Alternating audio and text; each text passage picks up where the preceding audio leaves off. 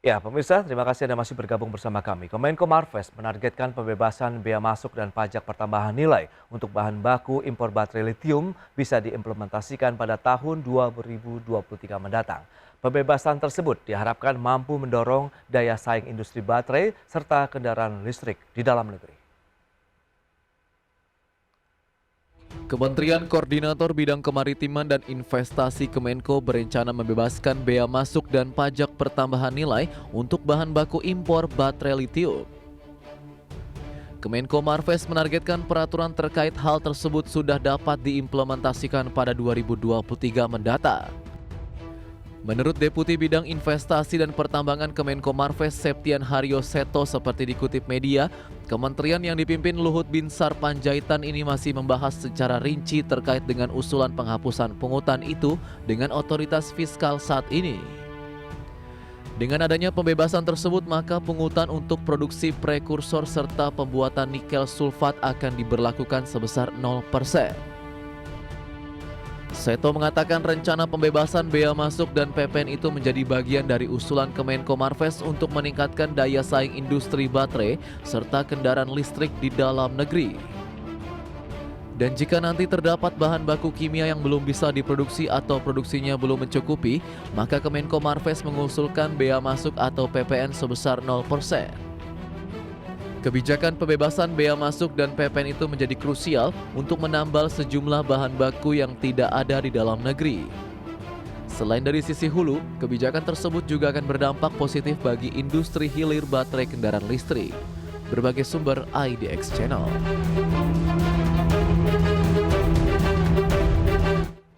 Baik pemirsa, untuk membahas tema berikutnya terkait dengan 2023 impor bahan baku baterai kendaraan listrik bebas bea masuk, kita sudah tersambung melalui Zoom bersama dengan Bapak Rahmat Basuki, Senior Advisor Gabungan Industri Alat-Alat Mobil dan Motor atau GIAM. Ya, halo selamat pagi Pak Rahmat. Oh, selamat pagi. Ya, salam sehat Pak. Ya, sehat-sehat kita. Baik, terima kasih atas waktu yang disempatkan. Ini menarik kalau kita cermati dengan upaya pemerintah untuk mendorong memang bagaimana produksi dan pengembangan kendaraan listrik di Indonesia akan semakin maju begitu. Bahkan tahun depan akan ada bebas bea masuk ini kalau kita cermati dengan bahan baku khususnya untuk baterai kendaraan listrik. Tanggapan dari GIAM sendiri bagaimana? Ya, saya rasa bagus karena mungkin untuk kita bisa jadi industri kendaraan, industri baterai ya, untuk kendaraan listrik, itu memang kita harus bikin baterai yang sangat kompetitif gitu ya. Karena kita ini sebagai pemula gitu kan. Oke. Kalau global player kan udah banyak itu ya. Nah gitu kan, kalau kita ingin ngembangin industri baterai kendaraan listrik, ya untuk bahan baku yang kita nggak punya, ya sebaiknya memang dibebaskan gitu kan ya, supaya harganya kompetitif. Tapi menurut Anda juga seberapa besar urgensi dari memang adanya pembebasan bea masuk ini untuk bahan baku? Sebegitu krusialnya kah yang akan menjadi pendukung juga pengembangan kendaraan listrik di tanah air? Iya, kalau kita lihat roadmap dari ini ya, industri baterai atau yang sekarang konsorsium Indonesia Partai Corporation, itu kita kan 2024 itu start untuk produksi baterai itu ya. Oke. Targetnya. Jadinya memang ya memang penting itu kan, terutama bahan baku yang kita nggak punya seperti litium gitu ya. Litium itu kita nggak punya. Oke. Supaya kita bisa bikin dengan harga yang kompetitif, ya memang sebaiknya itu dibebaskan. Tapi kalau kita lihat seberapa besar juga kebutuhan industri baterai kendaraan listrik ya terkait dengan bahan baku tadi begitu, cukup besar juga kah? Mengingat demand-nya sendiri kan sedang dibangun untuk kendaraan listrik di Indonesia. Ya, saat ini memang kita lagi ke arah sana gitu ya. Ke arah sana, meskipun menurut saya untuk kalau kita lihat sekarang belum besar, belum besar. Tapi kalau kita ingin menjadi apa ya, semacam ekosistem dari kendaraan listrik ini, kita kan punya sebenarnya key material nikel, yang itu sebenarnya nggak dipunyai banyak negara kan gitu kan ya. Nah itu sebagai kunci kita kalau kita ingin jadi global player gitu ya.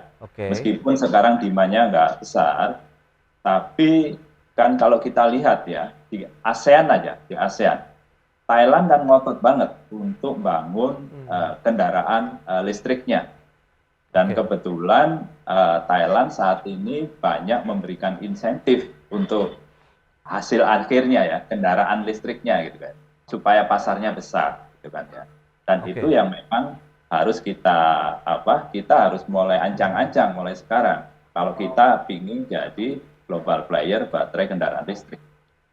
Dan itu nampaknya langkah yang tengah diambil oleh pemerintah. Jadi mereka memang menciptakan dulu kendaraannya, paling tidak produksinya yang juga cukup banyak sehingga nanti pun demand akan mengiringinya begitu. Mengingat dengan beragam insentif yang diberikan, kemungkinan harga pun akan lebih kompetitif. Ya, jadi memang kalau di teori industri manapun ya, jadi industri itu butuh market lah kan gitu kan ya, untuk bisa menjadi industri.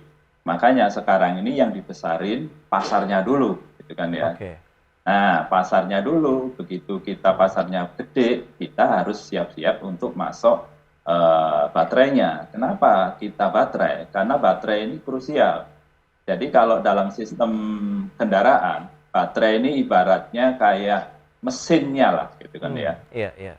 Mesinnya gitu kan ya. Jadi itu karena kebetulan kita punya key material juga. Jadi ya memang pemerintah ya sudah bener lah gitu kan ya dalam hal ini.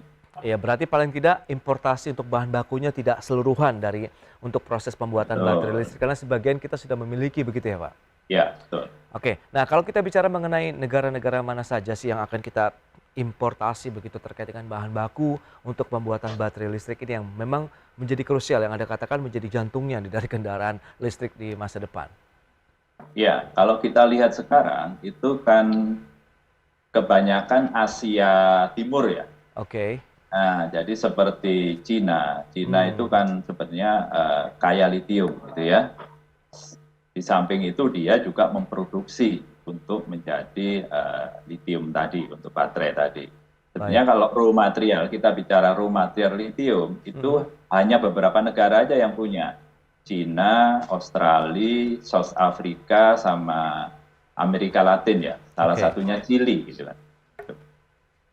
Baik, berarti itu dia beberapa negara yang berpotensi untuk kita bisa melakukan kerjasama untuk melakukan importasi bahan baku dari kendaraan listrik ini yaitu baterainya. Nah, kalau review dari Giam sendiri nih, Anda melihat bagaimana sih pengembangan dari kendaraan listrik di Indonesia, seberapa seriusnya kemudian marketnya dan respon dari masyarakat sudah sejauh mana Pak? Ya, kalau saya lihat maunya pemerintah kan sangat serius itu ya, terutama untuk ngembangin industrinya, industri hulunya. Jadi mau bangun smelter untuk nikel gitu kan ya, terus juga akan dijadikan baterai kan gitu. Cuman memang yang di sini yang harus disikapi benar-benar pengembangan pasarnya. Ya kalau kita lihat sampai bulan Oktober lah ya, kita sudah mampu jualan kurang lebih 4.000 unit ini kendaraan listrik. Ya ini sudah cukup bagus, maksud saya tracknya udah bagus. Tinggal gimana ini nanti demand ini di-maintain. Karena memang ini teknologi baru. Satu, teknologi ini mahal, kan gitu ya. Jadi kurang terjangkau sama dibandingkan dengan yang internal combustion engine gitu kan ya. Nah, yang kedua karena ini teknologi baru, otomatis kita harus pinter-pinter kerjasama dengan investor yang lain. Karena gimana pun teknologi ini kita belum benar-benar kita kuasai untuk baterai kendaraan listrik ini. Nah itu dia, lantas bagaimana nanti gabungan industri alat-alat mobil dan motor ini akan ikut berkontribusi. Pemirsa, dengan melimpahnya bahan baku atau raw material yang dimiliki, pemerintah optimis Indonesia akan menjadi produsen baterai litium terbesar di dunia. Meski demikian, Indonesia kerap kalah saing dari sejumlah negara tetangga, terutama terkait dengan kebijakan dalam menarik minat investasi. Pemerintah terus berupaya menggait investasi pada ekosistem kendaraan listrik. Dengan melimpahnya bahan mentah atau raw material yang dimiliki, pemerintah optimis Indonesia akan menjadi produsen baterai litium terbesar di dunia. Menteri Koordinator Bidang Kemaritiman dan Investasi Luhut Binsar Panjaitan bertekad Indonesia tidak boleh kalah dari Thailand dan Vietnam di industri baterai litium. Meski demikian, Luhut mengakui Indonesia kerap kalah saing dari dua negara tetangga tersebut, terutama terkait kebijakan.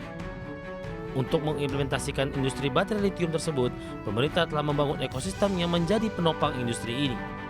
Jadi Bapak Ibu sekalian, kita sudah sangat maju.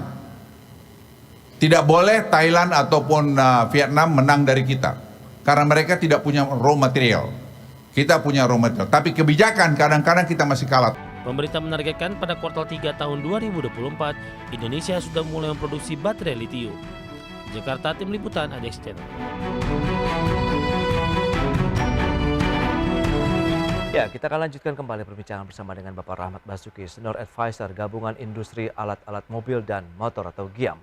Baik, Pak Rahmat, ini nampaknya optimisme begitu tengah dibangun oleh pemerintah. Tadi Pak Luhut sudah menyampaikan bahwa kita tidak boleh kalah, Pak, dengan negara-negara lain yang peers bahkan begitu, bahwa karena kita memiliki bahan bakunya begitu meskipun sebagian masih harus diimpor dari luar negeri. Bagaimana Anda melihat potensinya ke depan? Iya. Kalau dilihat dari sisi industrinya, kita memang menang ya dibandingin dengan ASEAN. Ditopang karena kita punya bahan baku yang kaya lah, baik itu nikel maupun aluminium ya. Cuman di sini yang memang harus hati-hati ya, hati-hati dalam pengembangan ekosistem ini ya. Kita memang jangan lupa marketnya, marketnya. Contoh, Cina itu untuk bisa orang tertarik, konsumen beli, itu disubsidi supaya harganya sama dengan yang konvensional, internal combustion engine. Dan itu pun sekarang diikuti Thailand. Nah, kita mesti hati-hati nih dengan Thailand. Nah, Thailand itu ngikutin jejaknya Cina. Dia mensubsidi kendaraannya supaya pasarnya gede. Nah, kalau pasarnya gede, ini secara volume sudah cukup untuk kita produksi baterai. Nah, itu yang harus disikapi benar-benar. Jadi benar Pak Luhut tadi, kalau saya lihat ya, kita memang hulunya kuat ini, tapi hilirnya ini harus dibangun benar-benar. Yes, tadi memang kalau disampaikan juga dari sisi kebijakan kita yang masih kalah ini. Apa yang harus dilakukan begitu? Apakah juga bagian dari importasi ini menjadi bagian dari kebijakan pemerintah? Kemudian kemarin sempat kita juga dengar ada subsidi Pak untuk kendaraan listrik yang akan diberikan oleh pemerintah. Apakah ini sudah cukup? Ya, menurut saya cukup nggak cukup relatif ya. Jadi ini kan yang beli pada akhirnya konsumen ya kendaraan. Nah, monitornya dari situ aja. Jadi sekarang ini kan adalah semacam sekarang ini insentif ya. Cuman kan masih mahal nih listrik. Makanya ada inisiasi untuk gimana kalau disubsidi kayak di Cina itu ya, ya kan, supaya harganya ini bersaing dengan yang konvensional. Nah dari situ kalau kita lihat tracknya, kalau ini memang bagus minatnya dan otomatis lah itu ya, infrastruktur charging segala macam harus disiapin karena itu secara psikologi itu sangat berpengaruh terhadap konsumen, minat mereka untuk membeli begitu ya. Misalkan gitu, saya mau ke Surabaya pakai mobil listrik, masa saya harus berhenti lama-lama, misalkan di Semarang gitu kan gitu. Itu yang harus disikapi benar. Karena itu akan menentukan konsumen, meskipun harga sama, tapi kalau konsumen masih merasa sulit, ya mereka masih yang konvensional pilihannya. Masih pikir-pikir jadinya begitu. Gitu. Ya, lantas bagaimana nih nanti kontribusi GIAM sendiri dalam upaya ataupun masuk ke dalam ekosistem produksi bicara mengenai baterai listrik ya kalau memang tadi importasi sudah bisa dilakukan pada tahun depan? Kalau GIAM sih sebenarnya ini kan supply industrinya ya. Jadi untuk kesempatan masuk ke sana masih lebar. Karena kalau kita lihat Indonesia Battery Corporation itu nantinya akan menjadi main producer untuk katoda. Contohnya karena katoda itu bahannya nikel gitu kan ya. Lah di situ masih ada separator, ada anoda, terus ada packingnya juga gitu kan ya. Terus ada kontrolnya.